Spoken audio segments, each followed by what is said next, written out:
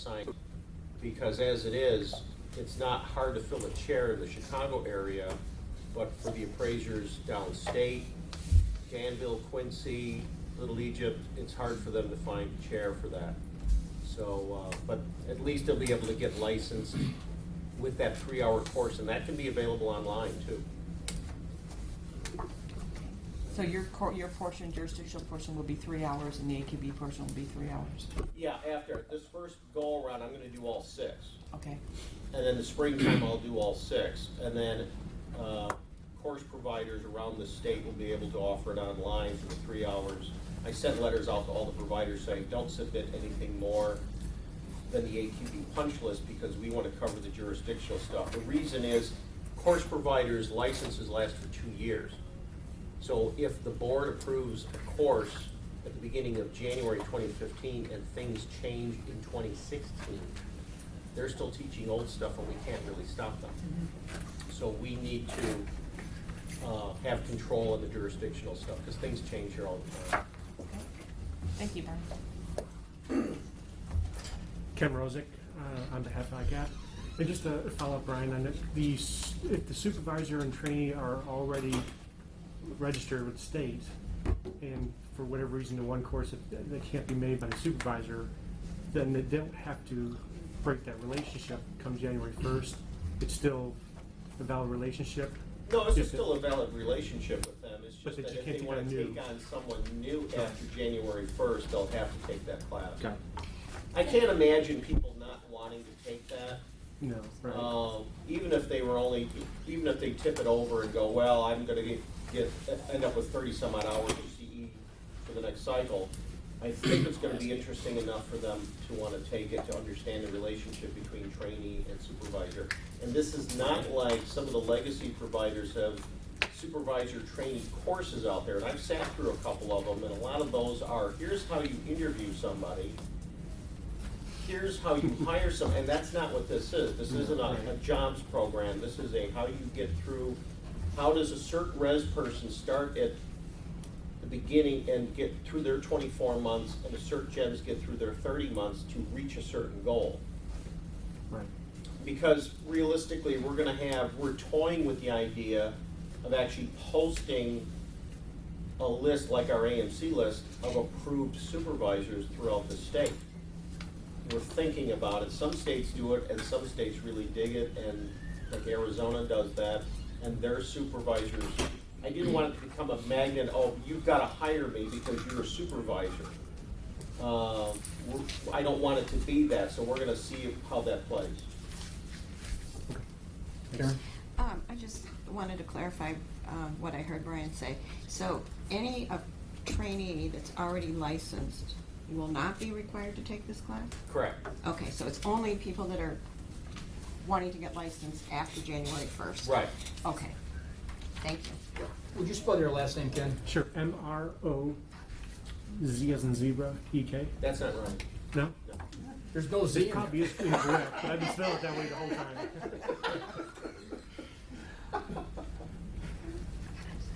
I'm Scott Kibler, certified residential appraiser. Not here on behalf of any organization, just here to observe. Scott, can you spell your last name? K-I-B-L-E-R. Oh, he got it right. Yeah, he got it He right. got it right. Unlike Ken. Ken over there. Yeah. Is that Ted with a C or with Ted Intia, P What was it? P as in Paul, I-N-T-E-A. Brendan Canning, C-A-D-D-I-C-K. Stephen Monroy, M-O-N-R-O-Y.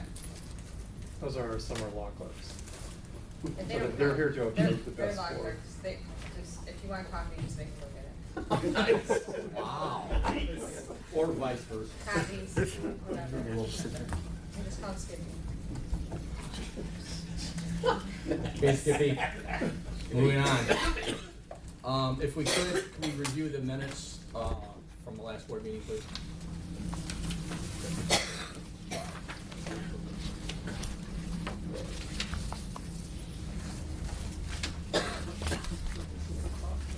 Then after review, a motion, please.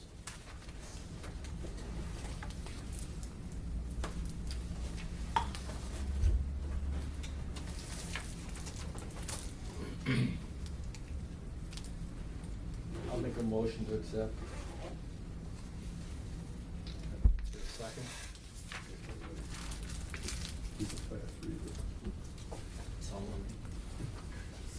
Second. All in favor? Aye. Motion carries. Moving on to licensing, Mary? Okay, for May 2014, license types associate real estate appraiser trainee. For May is 508, certified residential appraisers 2,442, certified general appraisers 1,443, for a total of 4,393. Temporary practice permit appraisers is down to 89. Appraisal education providers is 24. Pre-licensed course appraisers, pre-licensed courses of 114.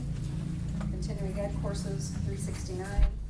And appraisal management companies 188 for a total of 5,177. And the license renewals for May, there were initial licenses 16 and 3 renewals for a total of 4,393 for a renewal in May. Look at that number.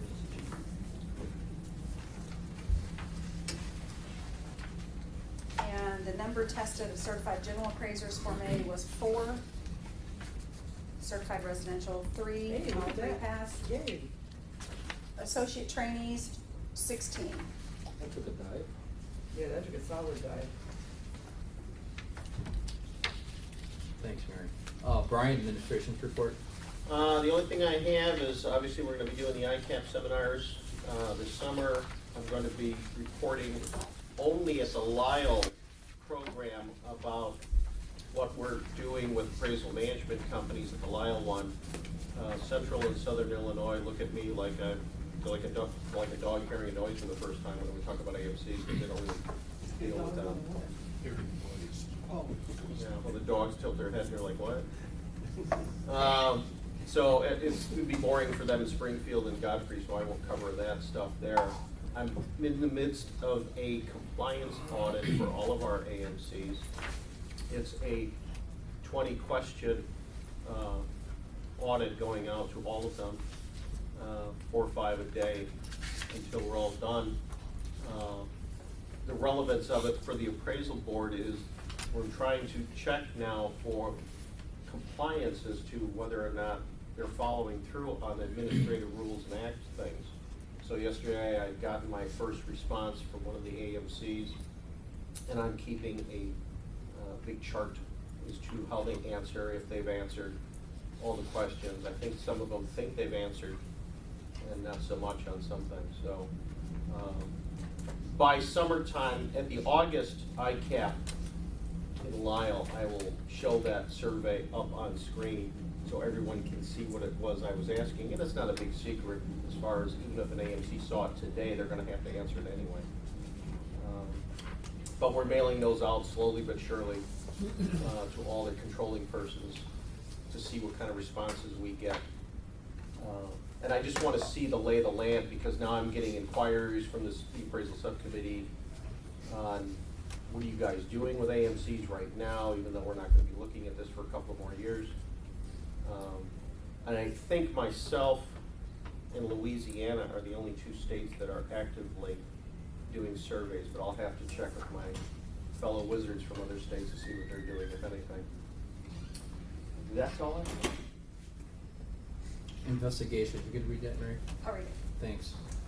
Hector's report, the status of appraisal cases and investigations for May 12th to June 8th. The current caseload is 54. Caseloads over a year old is 11. New complaints is 15. Referred to prosecution 6 for a total of 22. And just as an observation, again, just to look from the last page of May 13th to June 7th of 2013, just the dramatic way in which everything just beautifully came down. So that's yay, team. Just want to put a yay team out there. That's a record show. And then Hector's not even here to take the 18, right? I know, but he's gonna watch the video, because Marnie's doing the video. They'll watch it on the internet. Okay. Okay, We went, I'm just looking at this, we went from 61 complaints in April to 15. No complaints.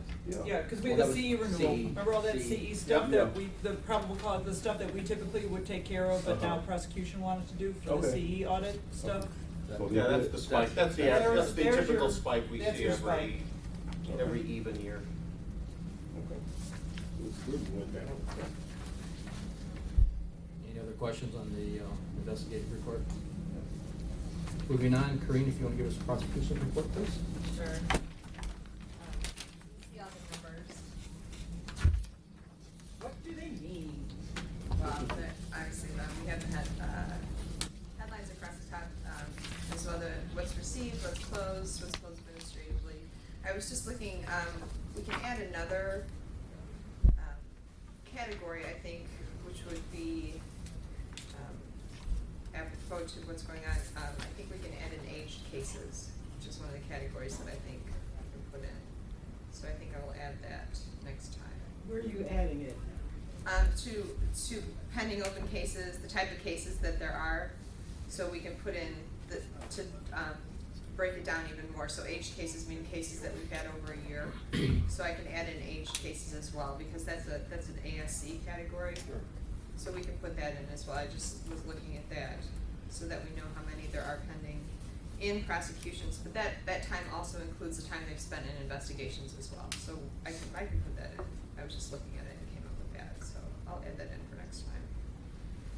The second thing we were talking about, I know you brought up the AMCs. There are some challenges to the statute. Currently, the one that we have at the moment is from a company called PEMCO. They are an agent / contractor from HUD, and they have a big time law firm. So they brought in 3 lawyers just this morning, so which means if they have 3 lawyers on one side, you always have to have 1 more lawyer on your side. So if they have 4, then we would have to have 5, et cetera, et cetera, et cetera. So they've filed a motion to dismiss, and since this is the first big challenge that we come in, we're going to have, we have a response already. It'll be filed within the next 48 hours. Steve Keyhiller, the lawyer, has written it. He's done some great research on it. We're just doing some final edits. So since this is the first one to come in, we're going to have a very good response right at the beginning. So we'll be prepared for anything that comes in later. Either we'll win, lose at the very beginning, but at least we'll be prepared for it right now, as opposed to waiting and seeing how this goes. So we'll have that filed. But they're a contractor agent of HUD, and the way that our statute reads is employee. But they're challenging it based on the federal government. They're challenging it based on employee. They're challenging it saying that we don't take any money. So they're just picking and choosing. And then the guy says, "Oh, and I had a case 10 years ago, and this has already been taken care of," even though my reading is it's distinguishable. But it's come in already, and we're going to argue it the right way from the very beginning. And the third thing I want to talk about is that the real estate division went into effect on June 1st. We have not named a director yet. In talking with our secretary, Manny Flores, he is now acting director of the real estate division. So all those of us in the real estate professions answer directly to Manny. Do not pass go, do not collect $200, so we go directly to him. And he's said, whatever changes we want to put through at this point, just go to him and we can move things along. So that's what's going on at this point, but all real estate professions are within the division. So, that includes appraisal, that includes real estate, timeshare land sales, community association managers, home inspectors. Auction. How can I forget auction? Right. The biggest one, right? So, but all of that is within the new real estate division.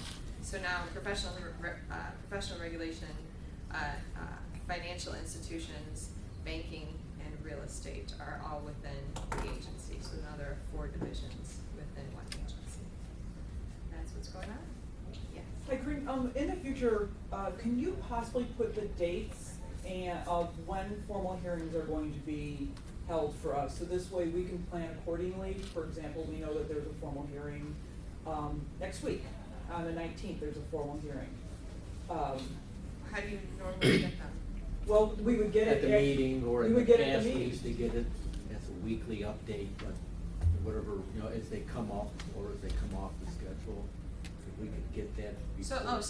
So when we do the real estate call on Tuesdays, if there's a formal hearing set, then that's sent to you, like a calendar wise. Do you want them sent within the Dropbox, or do you just want them sent in a calendar? Do you want them sent Well, typically, as a main? Email do you would want be them sent through fine. Mary? Yeah, Do you email. want them sent an Email would be fine. Okay. Email would be fine. Oh, is that the only one, the 19th?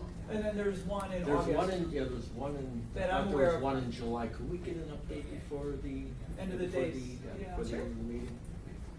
Is there anything in July? Do we have stuff in July? I didn't bring my list. I don't- Yeah, because we get. Yeah, 'cause yeah, there- there was there's one, an there appraisal- was one there's an on the appraisal schedule dates for early, calendar. yeah, for early July before the July board meeting. Do you do it by, do you all get the calendar, or you just do it in an email list? We just always either received it via email, the predecessor would send out the list weekly, if it changed, or whenever it changes, or, you know, something's added or something comes off the Do you schedule. want it better technologically in a calendar? Whatever works Or for do you you want it works for better, you. do you just want an email? Or whatever works. If it's in the Dropbox, it stays there. Yeah, Is that Dropbox. a preference? Yep, makes no difference, yeah, whatever, however you do it, we'll receive it. Okay. Yeah, this way we can plan our schedules. Any other questions? What went on with, maybe it's a closed session issue, what went on with all of the CE audit stuff? What is the status on that? The return date was the 27th on the initial cases that we had known about, and so we did that. Abraham was in charge of all those. So those are moved through. There were the ones that we didn't initially know. There has to be a legal representative when there's informal hearings, because if there are negotiations going on that we later have to enforce or discuss, or an agreement, then we need to know about those. And so, and I had talked with Board about that, and with Lee about that. So we just need a department attorney present if there's going to be an informal conference called with the licensee, of whether it's about CE, whether it's about any type of issue. In the past, we have had legal representation in the room when we've done CE audits Okay, but with the appraisers. the last time around, from what I knew, I was handing some files and there wasn't, and so when I was handing them, I didn't know what they were. And Those are that was the my ones in concern, Springfield. the ones in Springfield. So if there's negotiations going on, we need a lawyer to know about it, because then we're gonna have to, if there's agreements being made, we need to enforce them and make sure they're done, because if it then later gets, redone, or someone doesn't do what they're supposed to do, or, moves forward any type of appeal, or if it gets rolled into another case, then that's gonna become legal responsibility. That's all. And there were a bunch of cases that we didn't know about as well. That's why we. Yeah, because you are aware that the board, and it's been noted in the minutes that, I don't have the exact wording on it, but I'm smarter than I actually am.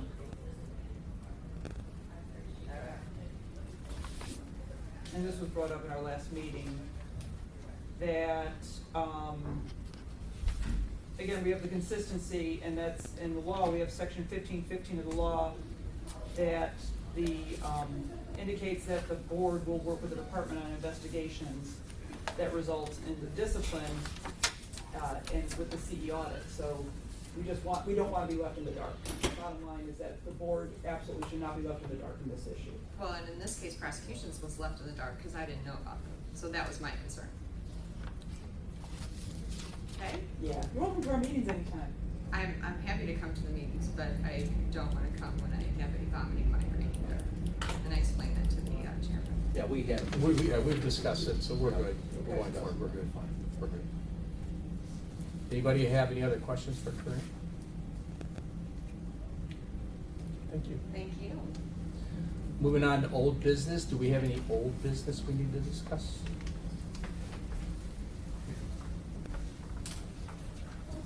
Since how there's no response, I take that as no. Nothing in that. Alright. On the new business, Senate Bill 3044, that's the bill that the realtors and ICAP had worked together to come to an agreement on some language. Initially, the department had put forth the document, and then ICAP and the realtors had some concerns regarding the definitions of BPOs and CMAs. So the minute before midnight, almost literally, the realtors and ICAP had come to an agreement on some agreed language. Jim, why was it so quickly put forth? Was it just to become compliant with the law? Being the BPO and CMA? Well, just as quickly as the, why did the law have to get rewritten? Well, first, there were some issues regarding the feds that we had to implement into our act so that we could be compliant. And my conversation with the secretary, he had said that he had talked to the realtors and was looking to further regulate the BPO and the CMA activity. Because currently in our statute today, the real estate broker is totally exempt from doing BPOs and CMAs. There's no restriction on it. And then secondly, they are exempt from our act on everything except when they're working for a federal regulated transaction. So what that means is the real estate broker could do an appraisal, call it an appraisal, if it's for anything other than a federal regulated transaction. So if they were doing a tax appeal work, a realtor could go in and call it an appraisal? Sure. But I honestly think most of them were actually doing them under the label of a broker price opinion, but a lot of those broker price opinions was estimating market value. Because of the exemption, it resulted in an unregulated activity. The Real Estate Licensing Act of 2000, I believe, does not cover BPO and CMA. Does it identify? No. Initially, out of the gate, ICAP had a meeting with the realtors and the lobbyists. And, they were looking to keep the BPO and CMA contained within the listening zone of real estate. And obviously, from the realtor's point of view, they opposed that. So then, pass these around to. Oh, you've already got that part. Yeah. Okay. What page on? Virginia, go to a page. Yeah, we can just. So what we ended up doing, we ended up putting the definition of a BPO and a CMA in the Appraisers Licensing Act that defined those two products. The standards by which those products are developed was in the Realtors Act under Section 10-45.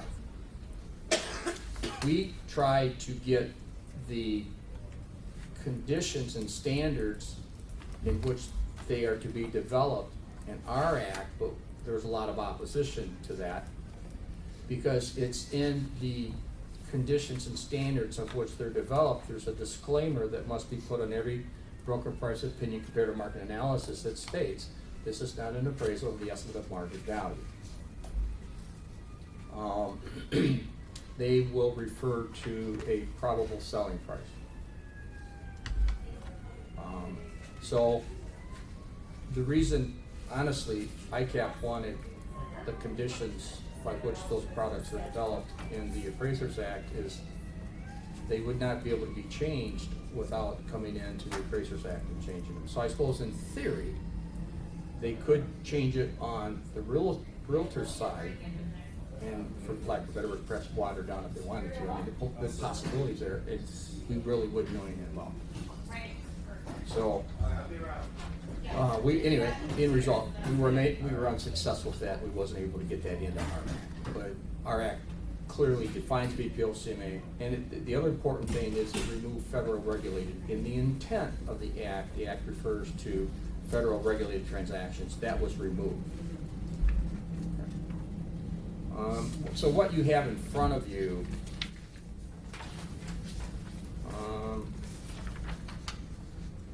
I think on page 17, look at page 17, item number 7. Among the other things, as far as the standards by which they develop these products, it clearly says that this is a broker price opinion comparative market analysis, not an appraisal of the market value of the real estate, and prepared by a licensed real estate broker, managed broker, not by a state certified real estate appraiser. See, my problem with that language from the get-go was that last line on number 11, not by a state certified real estate appraiser. That means they have now cut out about 700 appraisers who are also brokers or managing brokers. We now can't do a thing that they used to be able to do. Even if you're wearing both hats, you still They can't. just said in here, not by a state certified real estate appraiser. But if you're They wearing a wrote. broker hat, But they just said, just not period. not. I asked them and I begged them Wow. to take that out.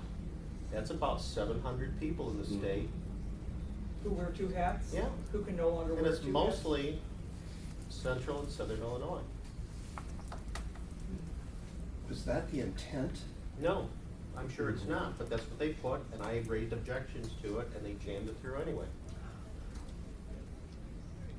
Can we inquire? So that means you can't do it anymore. Can we inquire of Mark as to how that would be interpreted? Now, am I gonna enforce that? I'm not. I don't know what real estate's going to do. That's why Jill's in here. Just what Jill. Hiding over there in the corner. That's not why she's here. It's my first time seeing you. Welcome. Thanks. We discussed, it was discussed, and ICAP wanted it out as well, but I believe the other side wanted to draw a clear distinction between the two and to clearly say this is not prepared by a real estate appraiser. But now they've just flamed their own members.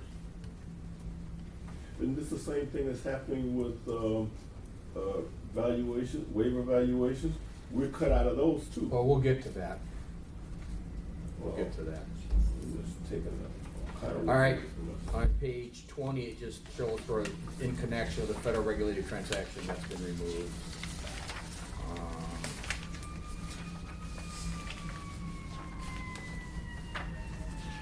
And then on page 24, it just defines their exemption.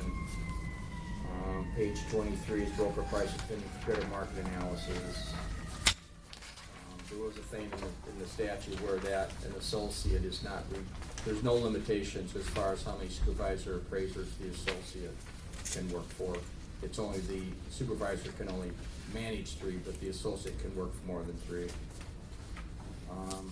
And then on page 53, the, Jeff, should be at the top, it should be the last Oh, page. okay.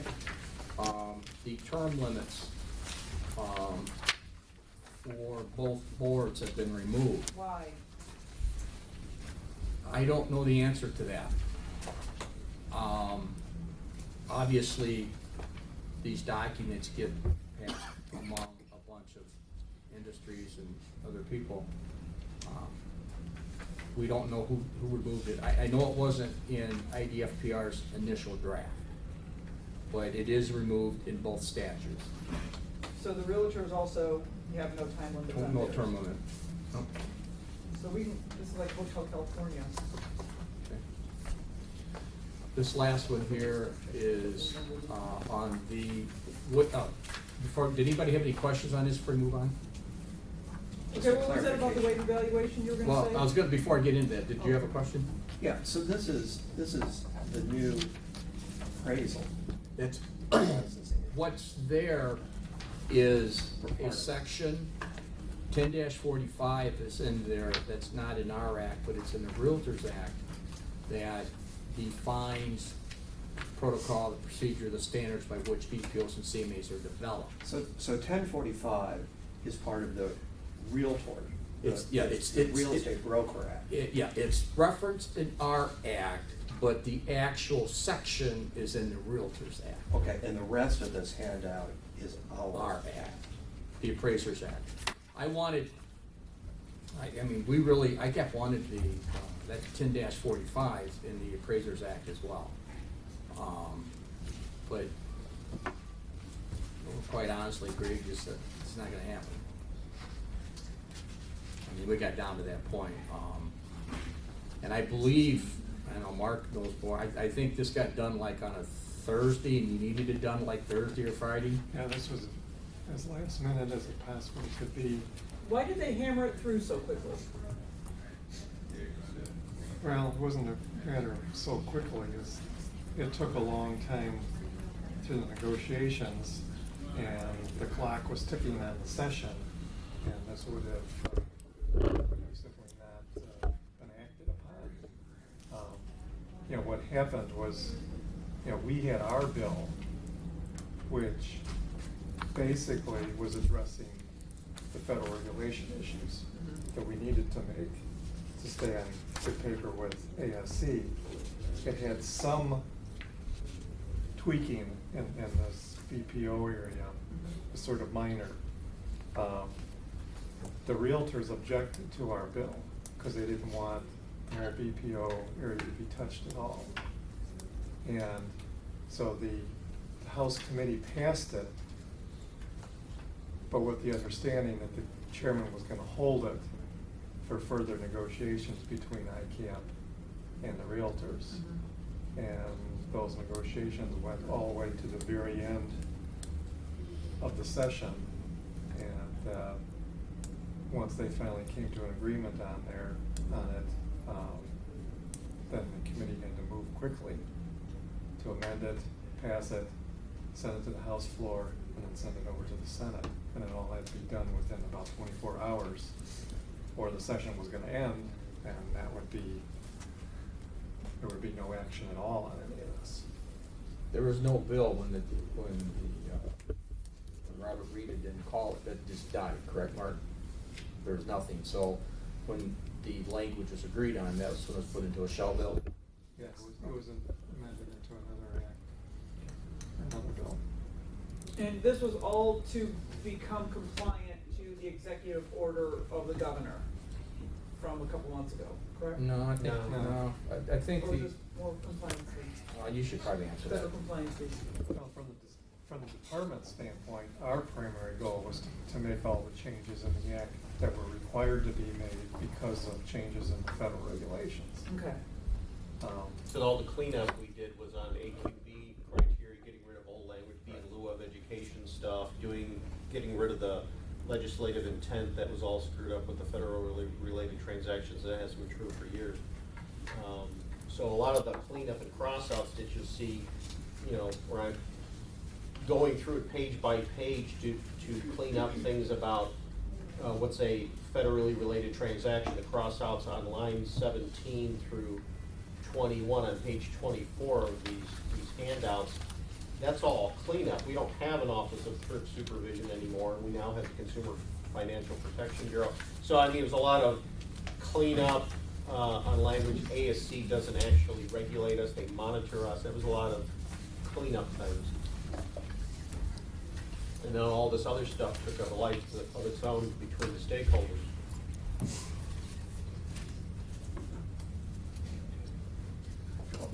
Jim, the problem Brian identified is a really serious problem for those 700 appraiser brokers in the state. So I think we need to figure out what direction to go to get that problem solved. Is that something we can do in the fall? So done by the rules? Can the rules? No, we can't undo it in the rule. It'd have to be done in the act. Is that a veto session thing, or is that next year? Probably next year. It might be tough to get something like this in the veto. Try, but not likely. I mean, the discussions that went on between ICAP and the realtors was lengthy, numerous. I mean, even the secretary had to be involved in it. There was a tremendous amount of pressure the last second. When I'm getting all these inquiries from people within the department, you know that there's a lot of emphasis put on getting this thing done. And I know there were things that we wanted out that the realtors wanted in. And, you know, I mean, it's no secret. I mean, you know, that group has a tremendous amount of clout. And it's a given. It's got a lot more clout than we have.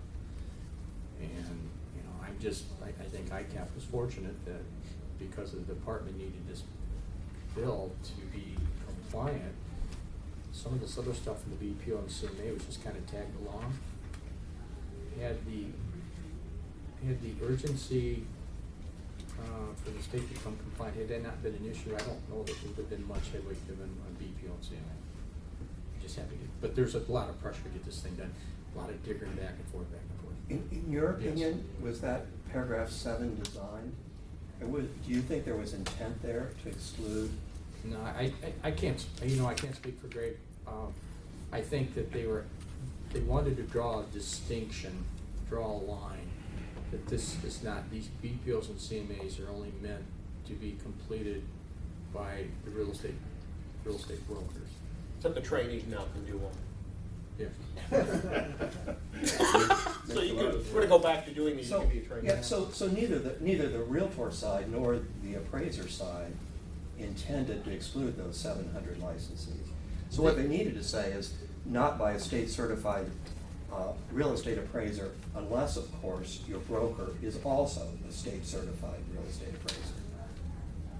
And I suppose, I mean, I see no reason why the governor's not gonna sign this. He's got probably 45, 50 days by now. The only way you're gonna probably correct this is through an amendment. My fix for this was just cross out, not by, was just a simple cross out of 1, 2, 3, 4, 5, 6, 7 words. Just cross it out. That was my fix, and they didn't want to do it. There are some changes in there that, you know, we really don't know who made them. I know the Speaker of the House had input on it. Obviously, the realtors had input. ICAP's, quite honestly, I think ICAP's biggest issue was the BPO and the CMA thing. There was some restructuring of the board that was initially proposed in there, that was removed. The reposition of the board, structure of the board remained the same, with the exception of term limits. Term limits have been removed on both boards, for good or bad. Well, for the most part, as an appraiser, broker, licensee, I think this is a good change, because as you know from our conversations, I think it's important for the end user of a CMA or a BPO to understand that it's not a real estate appraisal. Well, that was a concern the secretary made, was Yeah. trying to clear up confusion to the consumer. Yeah, and these requirements are, you know, they're not in place now. Most of the CMAs that are being performed don't have any of this stuff in them. You know, they're not usually signed.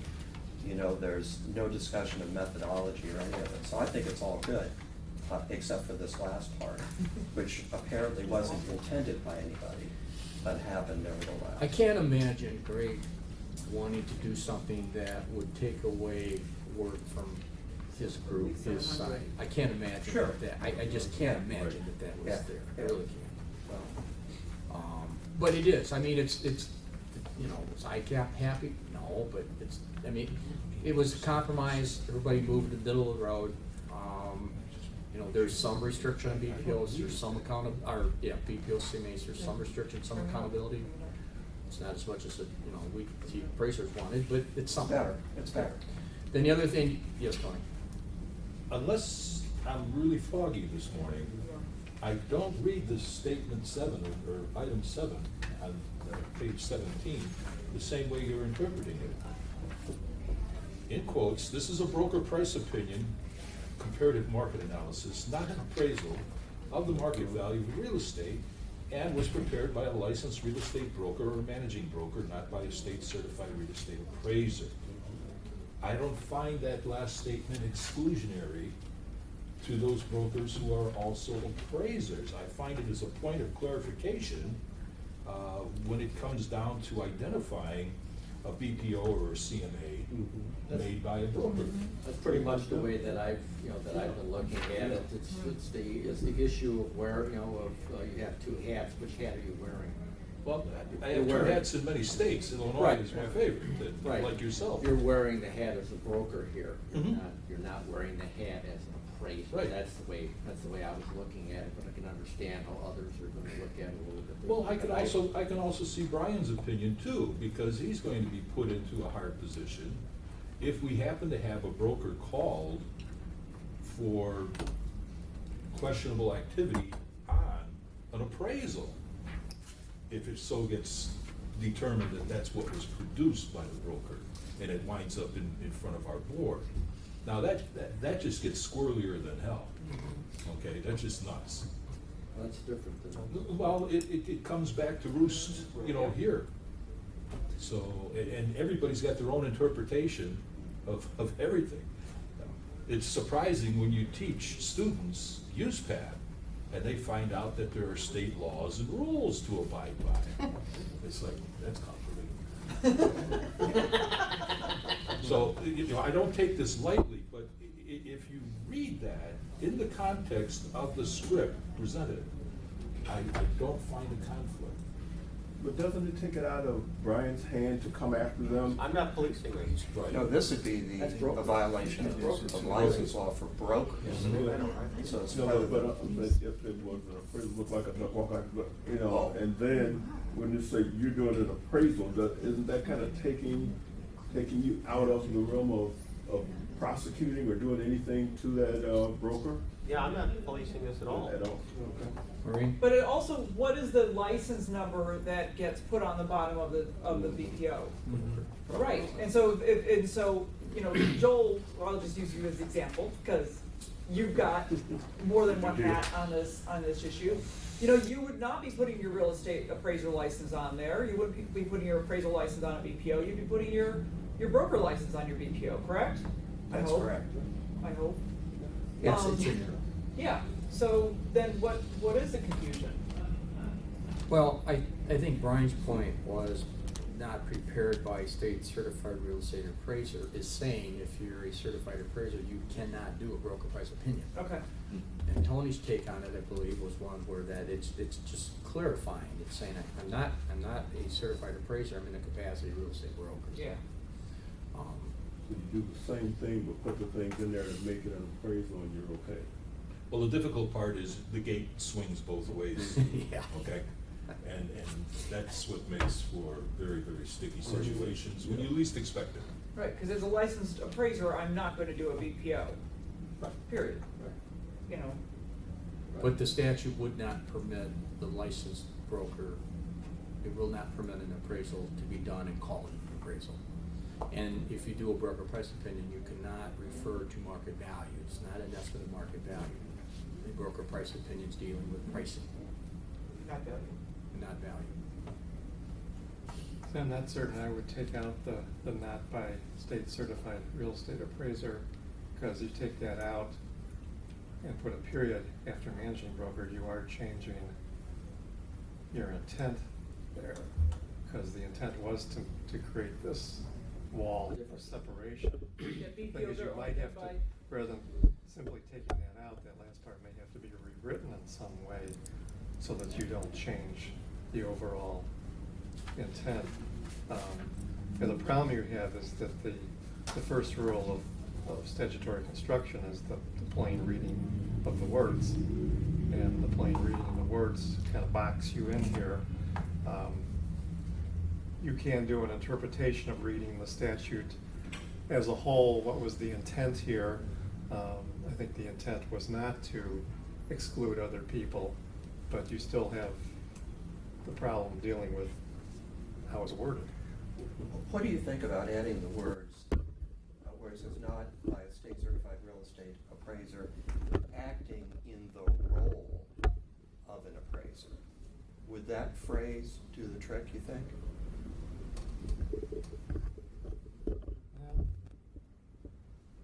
Possibly. You're in the right direction. That might further clarify. Yeah. Again, the intent was, because we all know the consumer sees a document, it's got a dollar sign and a number. To them, that's an appraisal, market value, probable selling price, broker. It's all the same. It's all the same to a lot of the consumers, not all, but a lot. And the other little problem you have here, if this was just wording in the act saying, you know, appraisers can do this or brokers can do this or not, we could by rule clarify that some. The problem though, here you've got, is you're putting in a statement that you want placed on these broker price opinions. And so the wording is the wording for that purpose. Jim, do we need a motion to get this ball rolling on modifying this language? We don't break Well, laws, it's in we the just, broker- no. it's in the we- broker price. This is It's the in the broker, broker this is the act. broker, this is the Yeah, broker it's not act. us. I think And not us. we're an advisory board, we don't write, Do we need a motion to advise somebody? They've been advised, I think. I mean, you as a broker, I would imagine, Yeah. could contact your industry, the real estate Act of 2000, and inquire as to the further clarification of this. But I don't see how the Appraisal Act, they've incorporated it into the Appraisers Act, but I don't see, I think the changes have to be done from Jill's side, because it's in their act. Yeah, it's just a reference. We're just referencing something in another act. So that, I mean, And I acknowledge. one of few words, but powerful words. Okay. Okay, the last is, there's a handout here on waivers. The municipalities wanted a total exemption. where's the waiver? Right here, We this don't one have page it. here. Oh, I'm sorry, I didn't. You don't have it? I'm sorry, I Sorry, we didn't have a realize. roadblock here. I didn't realize, Yeah. oh, that's right, I didn't realize I had two separate. We don't like Two two separate separate table documents. anyway. Oh, yeah, yeah. You were acting as a role of a broker and didn't. I pay must have been, attention. yeah, that's right, I was a broker, didn't catch on. All them roadblocks. Earlier on, the municipalities had put forth an amendment where they wanted to be exempt to do waivers without a real estate license. ICAP opposed it. ICAP came back and agreed to give the municipalities the same exemption that IDOT currently has, where that an employee of IDOT can do a waiver if they have 2 years of experience and 45 hours of education, and it's signed off by a PE, What's a PE? professional engineer. Thank you. Now, this language is floated by municipalities, and they didn't like the 2 years experience. They wanted that portion watered down.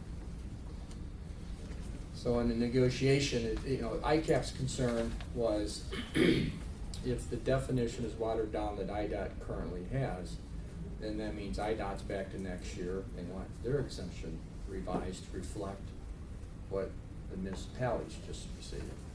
So anyway, long story short, it was negotiated out. If you have only 1 year experience, you need an extra 15 hours of education.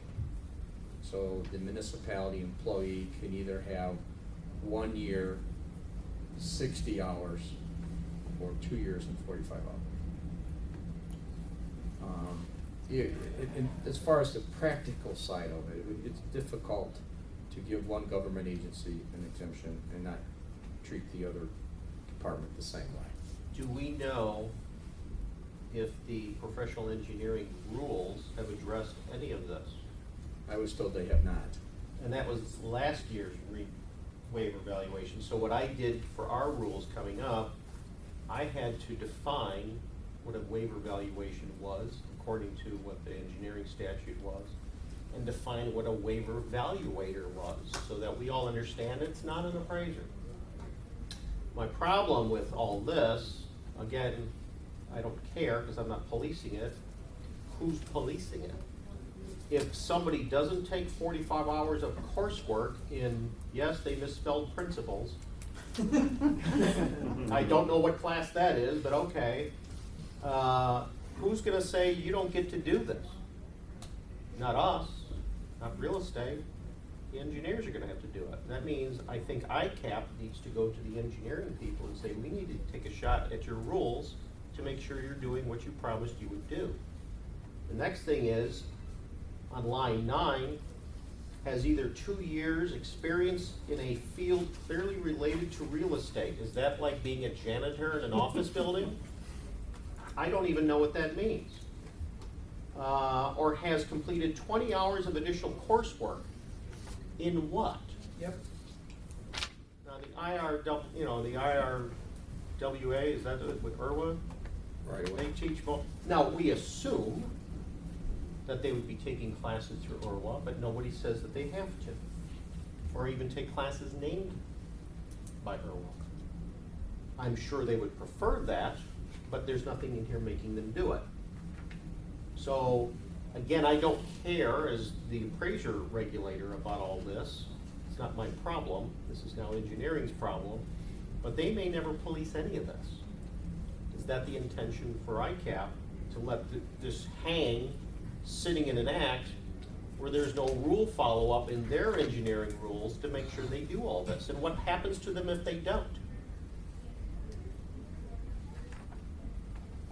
So.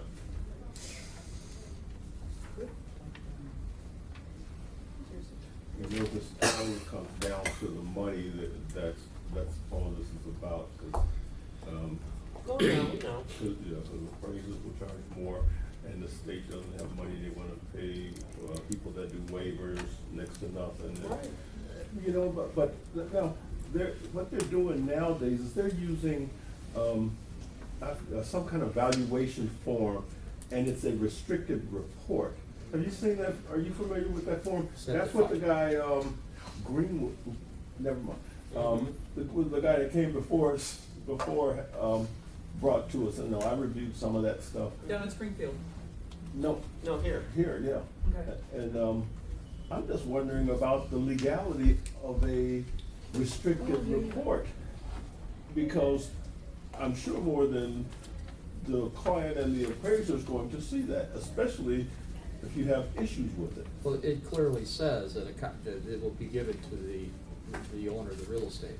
So, you know, Yeah, the they have a language right within the to have it. document, it says now you have 2 intended users, and restricted can only have 1. There's another clause in there where you can opt in, opt out for compliance with the use pattern.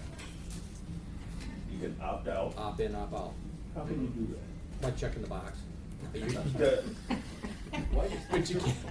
can't, but you can check them out. When you look at Yellow Then we Book, got to answer to him. when you look at Yellow Book refers to use path in what year? Yeah. 2000, Okay. 14 years ago. That's what Yellow Book refers to. Right. They don't advance to any other version of use path. And all of this is problematic because, and I was just at a meeting with IDOT, and they're just having a lot of issues that relating to the Elgin O'Hare Western Access. Which drives me crazy because that Elgin O'Hare goes neither to Elgin or O'Hare. That's my problem with that anyway. All right. Doesn't matter, Peatone Airport is not in Peatone. Exactly. Just to clarify, because I know one of the problems that we were having before with the IDOT issue was that appraisers couldn't do waiver valuations because they're appraisers, and, you know, has that all been clarified? Can appraisers actually do waiver valuations, or do they have to do appraisals? And what was the final outcome of that? If the appraiser could only Do a BPO. could do an opinion of value and Training. report it Training. in 2 reports. Okay, wait, I'm sorry, David's little, very funny comment took me away from this conversation. Okay, what was that again, Jim? I apologize for my misbehaving. Wow, that's rare. Let the record show. It was my understanding, IDOT previously did not want appraisers doing the waivers because the appraiser has to report the results in an appraisal report. Correct. And then if IDOT receives an appraisal report, it requires a review, which is another layer, another fee. Okay. So IDOT was saying that appraisers can't do waivers, and that's really incorrect, because the licensee can do the waiver, they just need to make it compliant to comply with use path. Right. So you're gonna report your results in either restricted or appraisal report. I believe it's even in the statute that says that the waivers can be prepared, or the rules, or it's either rules or the statute, but it says the waivers can be prepared by a certified appraiser. But no, that, as I understand it, IDOT still has the requirement of a review when an appraisal report is. Thank you. You're welcome. I don't get what Since it's on tape, we So, clarify. so, wait, what? I don't What? get- What did you get resolved here? I mean, did? I just know, I don't know what happened. No, this is, you know what, this is a classic case of, since this is now on tape, we can now say, go back and watch the video from this to this Instant day. replay. And replay it as to what the thing is versus something like, oh, can I do waiver evaluation? You know what, I don't do it in my business, but Jim just explained it in the June meeting, so watch this. Quickly, she I knew- wanted to know if it had been resolved, Okay. and the issue's really not been resolved, because if the appraisal reports an opinion of value in an appraisal as per USPAP, IDOT now has to have a review done of that, that's an extra step, more fees. And that was why IDOT said we don't want appraisers doing waivers. But that's still there, as I But I understand. heard that we can do them if you make them USPAP compliant. Correct, correct. But then it's useless to IDOT because they have to get them reviewed. Yes. He did listen, Marie. You did pay attention. You did pay David attention. did. No, I had that already. Oh. Wow, so, but bottom line is, we still can't do them, and IDOT still wants. Well, no, you can do them, But it's Well- appraisal, yes. and they don't want that. And it's not a waiver So you can't do it. evaluation. Basically, we can't do them, Practically, yeah, because they have to be compliant. right. And we Did the can't, board don't have want any, you can't take compliance. off your appraisal hat to do them. Right. did the board have any questions on this This is crazy. 3044, SB 3044? Absolutely not. None for me. Thank you for the clarifying it all, Jim, and your hard work on this. And I'll watch the rerun. Like that. However, I will, we normally don't do this. Did anybody have any questions on this 3044 before we get off this topic? You mean the public's? The public, I'm just curious. I take it as no. Yeah. Okay. That being said, oh, I do have one other thing. Oh, mother of God. I didn't know what you were gonna say, Maureen. But this is a good thing.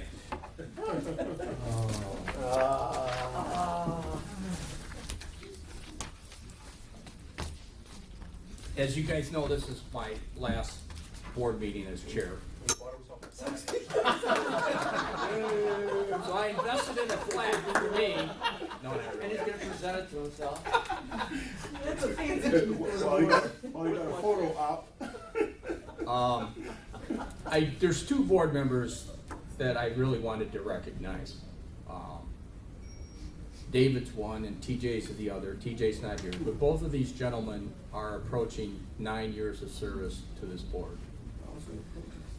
And I know from my point, as far as the chair is concerned, you know, I could ask TJ and I could ask David, and they would bail us out if we really got behind the eight ball or something. They were there to help. But I do think approaching 9 years in this board does Weird things to a man. Yeah. deserve something. So David, Yes. the appraisal board. Thank you, sir. For your dedication and service. Am I going somewhere? You know something? No, I don't know. No, I don't know anything. You got a I know cheeseburger one board, thing. dude. I was 50 pounds lighter and had dark hair when I started. But talking about. Thank you. But talking about bailing out, we need a fourth board member for next Thursday. Just, I don't want to put any pressure on you, but just, That was a bad. He's got his award now. He Take doesn't me have to to show show. up. Why do I need to do anything else? I'm curious about that. We need a fourth board member for next Thursday. What date is next Thursday? 19th. 19. We can rescind Can't that do it. plaque, by the way, just before you make your He decision. hasn't finished My paying name's for it. already carved in. Because they could repossess it. No, Okay. but seriously, I have a court date, on the 19th. Charter school. No, Okay, did we have condemnation. anything else before we take a break prior to close? Well, we session? still have Joel here on the agenda. Yeah, Joel gets to talk. Let the new guy talk. Yeah. I am sorry, Joel. God. I thought I was gonna get off the hook. No, No, I'm wait a sorry. I'll preface Joel's little chit chat. After his first, encounter, we'll say, with settlement conferences, I called him up on a Friday and I said, what was your, being an outsider now, who's now on the inside of settlement conference, what did you learn? What did you think of the process? Is there anything you would like to see different, or maybe the board ponder? So I'm kind of throwing him under the bus because he actually had some good thoughts on that Friday as to when we go to settlement conference, when you guys go to settlement conference, possibly things you guys could do in advance of a settlement con, and this is open session stuff, we're not talking about cases, we're just talking about it in general. So, go. Well, both TJ and Brian were kind enough to reach out to me after my first round of informal settlement conferences to ask for my feedback and input. And Brian seems to think I came up with maybe one idea that's worth sharing.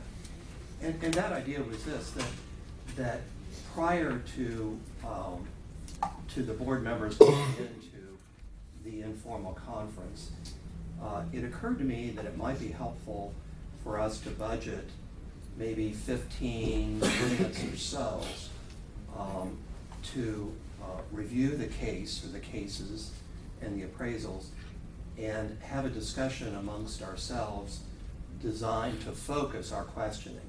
Essentially to ask ourselves the question before we go in, what do we want to learn from the licensee in this particular case? You know, do we need some specific documents that we don't have? Are we going to need to ask some questions to determine whether there's some intent to defraud? You know, or alternatively, are we looking at an appraisal that looks like it's just got a bunch of careless mistakes in it?